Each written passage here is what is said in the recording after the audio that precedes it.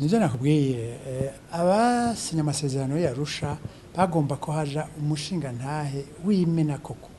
atavugira umuvumbi kumuvumba adatinya igitsure arengera inyungu z'akagwi canke iz'umugwi iyo barimwo canke ubwoko yo bavamwo intara yo bavamwo idini yo bavamwo umushinga naye koko ashobora kuzuriza abarundi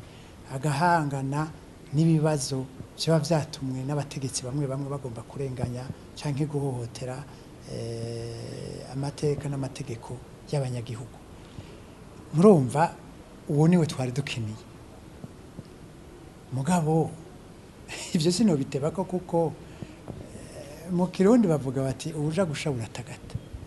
none duhebe turogore tuvuga ati yo bameze gutya kandi tuzi neza ko abazomutora nabo tubona ingene bameze urabona intwaro dufise ubu iyo yazananye ingene yaje ivyo iri kwirakora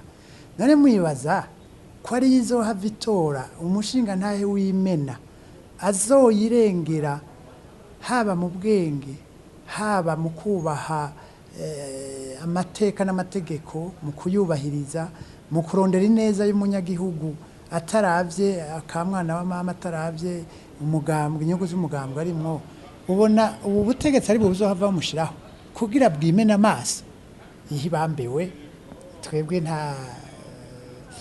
kuvugira umuvumbi kumuvumba nta muntu twiteze w'igihangange abereye iki kibanza azotorwa ngo ashigweho n'ubutegetsi buriho ubu kuko yohava aza kubabuza umugambi bariko barakora biyemeje wo gusambura amasezerano y'Arusha nawe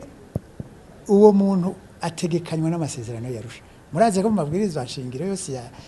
yagenga Burundi iki kibanza nticahoraho cazanywe n'amasezerano y'Arusha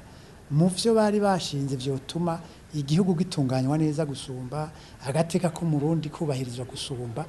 ubu rero ivyo bagomba kubihonyanga siho bazozana uwoza kubabuza kubishikako abarundi nibamenyere nta vyo kurinda ngo no kubera iki kigeze ngo tworaba ngo hari naho bokwihenda ntibazokwihinda bazozana ubukora ivyo bashaka bazozana ubumeze nk'abatware bari hubu